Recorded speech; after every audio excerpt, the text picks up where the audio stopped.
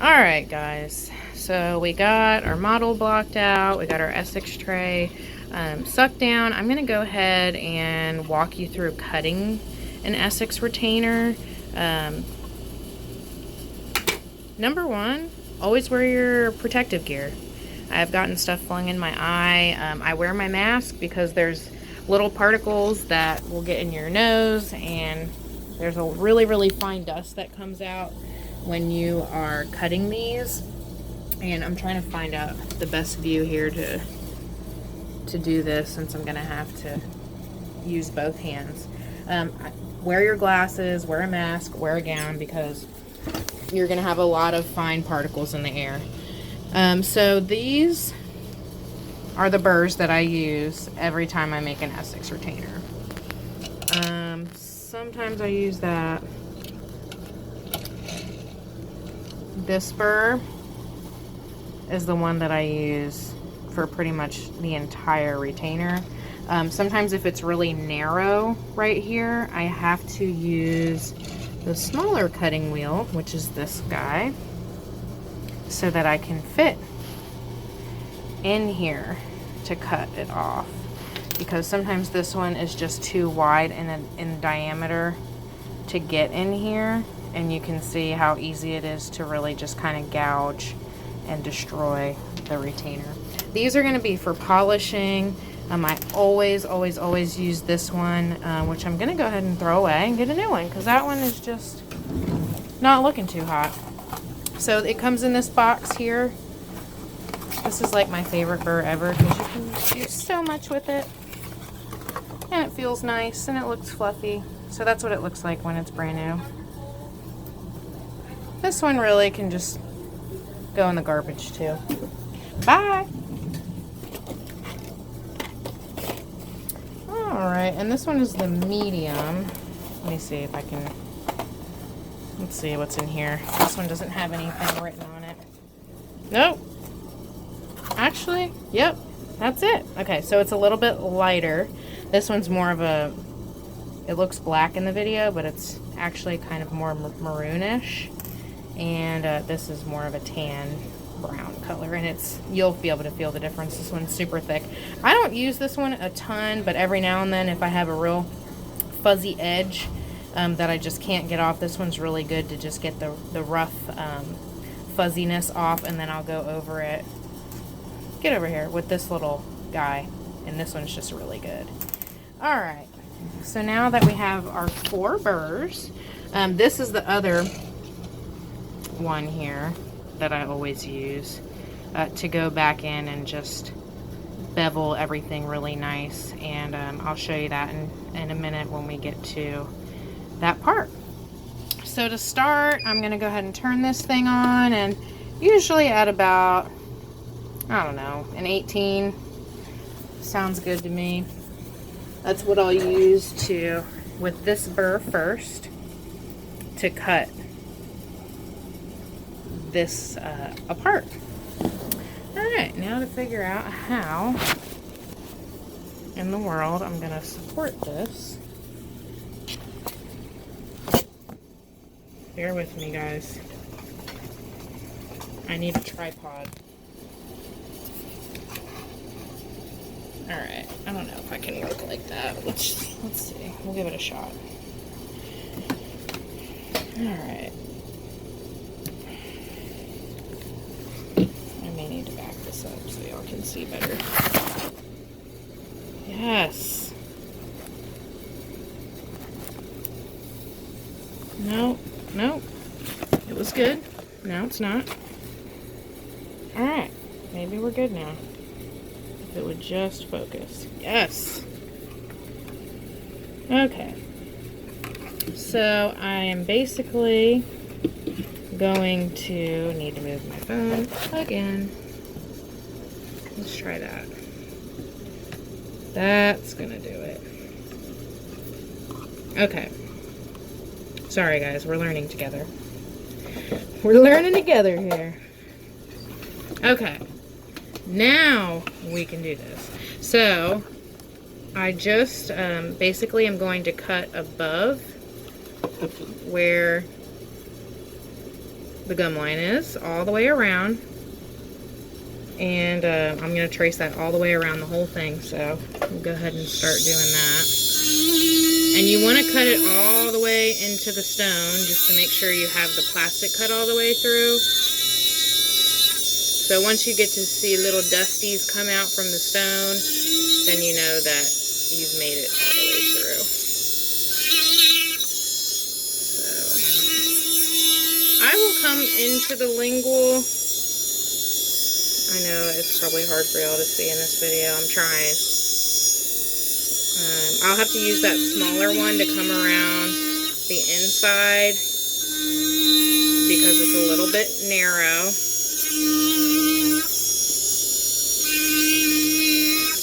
Make sure we get this all the way around. Perfect. And the teeth always break, so don't be alarmed when you go to separate the retainer from the model if it breaks. Good. I don't know if y'all can see the dust flying, but I can see the dust flying. Alrighty. So now I'm going to go ahead and switch. Now this one doesn't get hot because it's a nice, expensive, good quality burr. This little guy is cheap and gets hot. So be very careful when you go to take this one out, because it will be hot. Alright, so you can see in here where it's, let me get a little closer here, where it's more narrow. So this is where I'm going to finish cutting in the palette. Like this.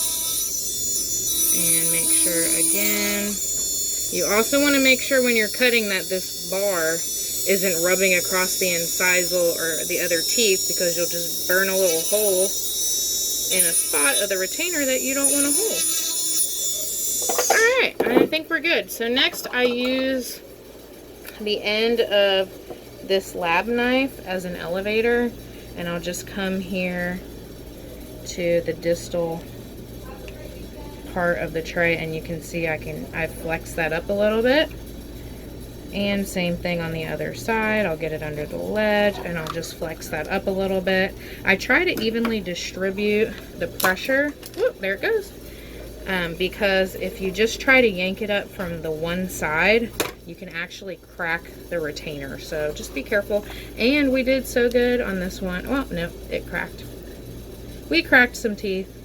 Every rare once in a while, I'll get an essix retainer off and it doesn't break the teeth. Yay! Okay. Now I'm going to go ahead and put that. So this has had enough time to cool down, so it's not hot, but just remember it can get hot. I'm going to go ahead and put that big round diameter back on, and I like to leave it a little bit long just so I have some room when I'm cutting. Keep your cord out of the way. Obviously don't want to cut your cord. So now, I really hope this quality isn't terrible. Okay, so trying to show y'all the margin here.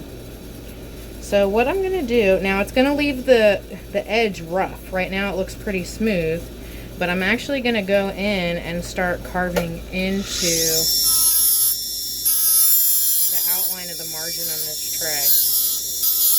And I'm gonna do this all the way around. You can see it's leaving the edge really fuzzy.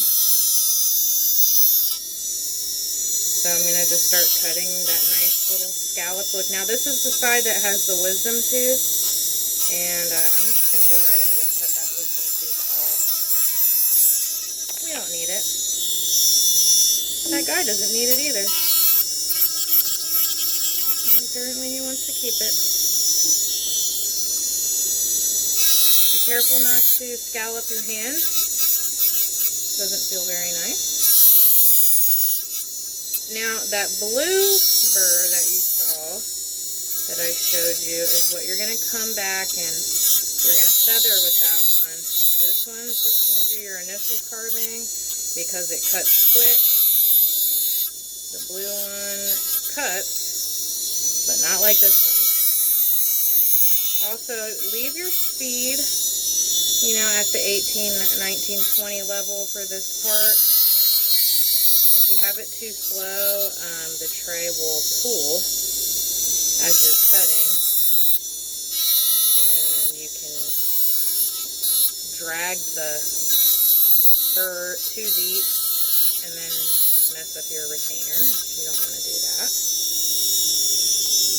Sometimes I have to kind of change my grip on here a little bit so that I can...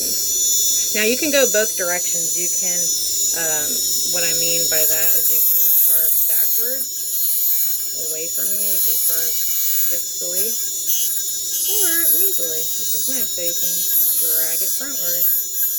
This is another burr that is one of my favorites. So again, I'm just gonna scallop everything on here all the way around.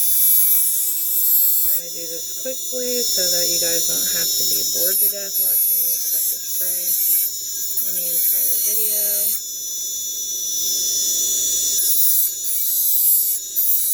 You make these things pretty quick these days.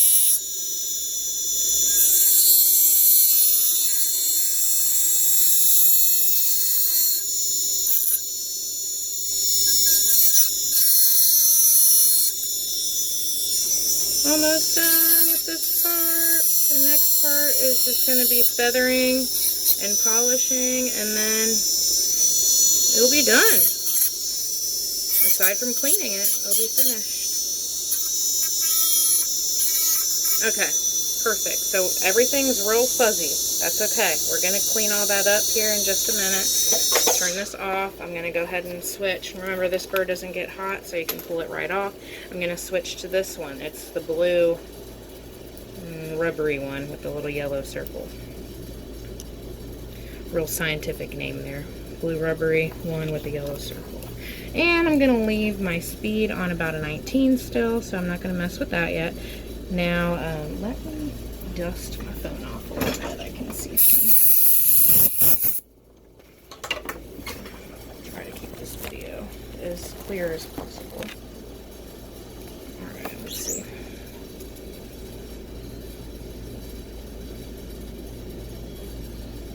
There we go. Okay.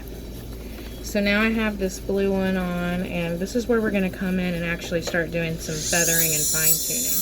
So this blue one's nice because it makes the edges really smooth, and it also knocks off a lot of those fuzzy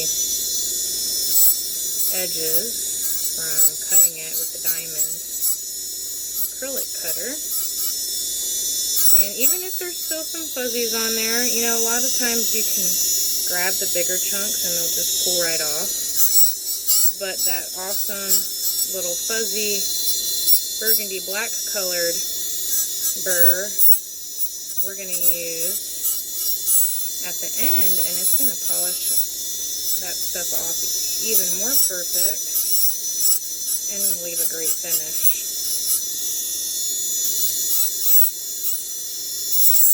Yay! I love when things start getting all pretty and smooth. Just a soft touch. Be careful not to push too hard because you don't want it to take off on you and go across the front of the tooth, and then you have a big old gash in it. Nobody wants to pay for a gashed essix retainer. I don't.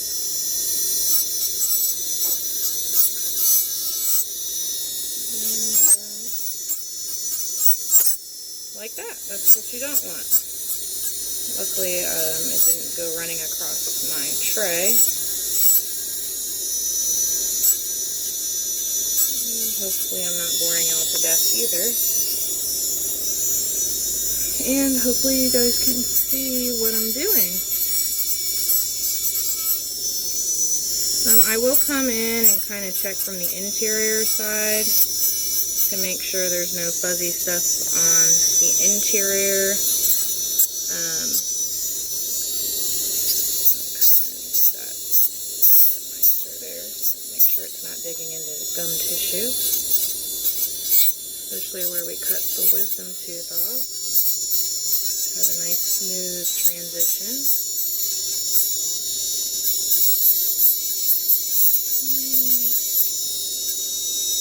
Perfect. Almost done, guys. You do want to be careful. The lingual sides are always tough because things start getting narrow and you have to position the burr at all kind of funky angles. So just really move your essix retainer around to accommodate where your handpiece is at, instead of trying to flip your hand in a bunch of different directions. Flip your essix retainer.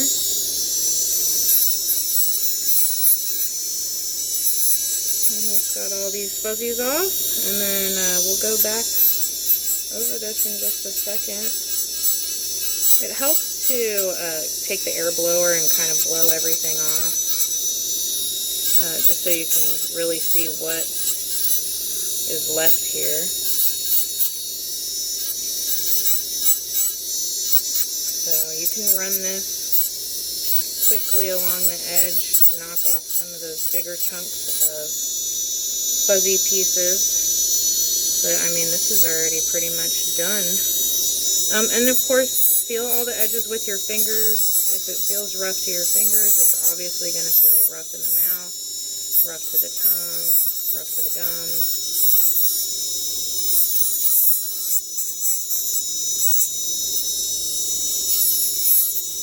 Perfect. Okay. So turn that off. You can see we have nice smooth edges all the way around, and any tiny little bit of fuzziness that's left on there, we're going to get off with that buffer. So this is that fun little buffer we're going to put on there now. Now for the polishing, you absolutely want to turn your speed down to about, I would say about a 10 to an 11 or 12, and anywhere between there. If you have it up too high, you'll rip your essix retainer across the lab, and they're clear, they're really hard to find. I've done it. Alright, my video's flopping away. Okay, so now that I got this blown off with air, you can see where there's still a few little fuzzy pieces, hopefully. You can see that. And we're going to go ahead and just start polishing. So I just really take it on across the whole thing. I mean, it really just shines it up. It's not, you don't want to push too hard with this. Now, this will remove material also, but as long as you're not pushing too hard and you're not being too aggressive with the amount of pressure, then all it's going to do is just really soften and polish the material. And that's what we want.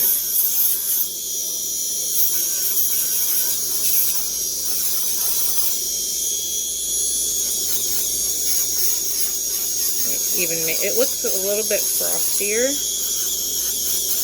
Sometimes you have to go over it a few times.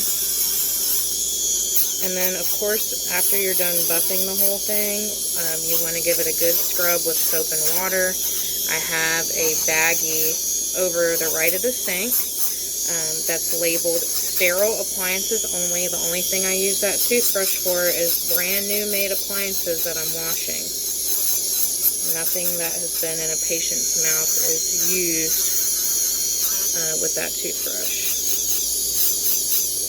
So I'm just going to continue to come in from the lingual. You can see I'm kind of coming from the inside of the tray as well as from the outside, just to make sure 360 all the way around. I'm getting off any rough spots, any fuzzies that may be left behind.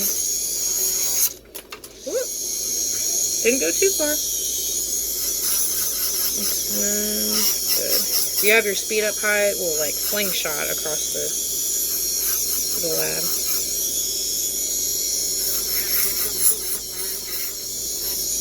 Good.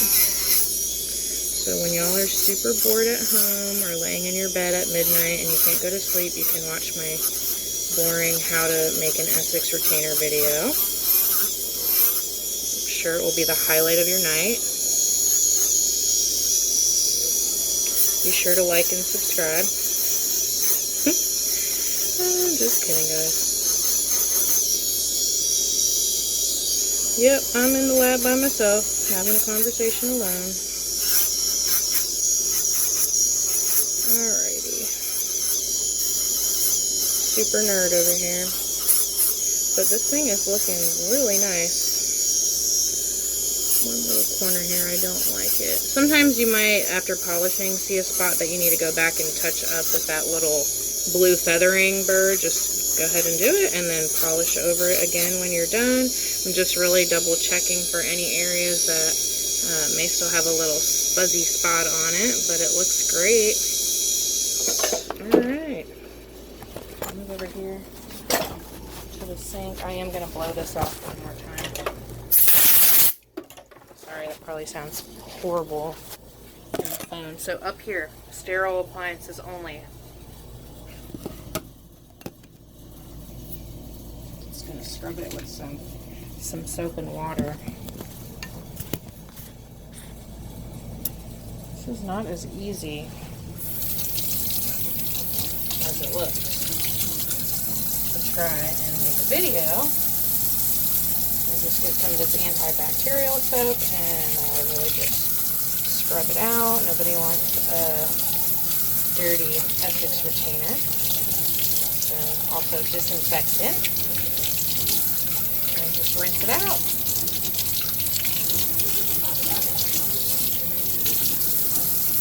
Boom.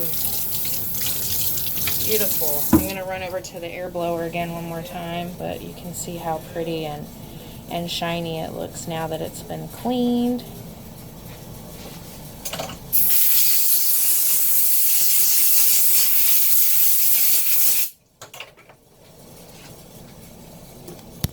Perfect. Let me get a better background here. Alright guys, so there is the completed essix tray. So just put it in a retainer case, check it in, put it on the shelf, and there you go. Boom.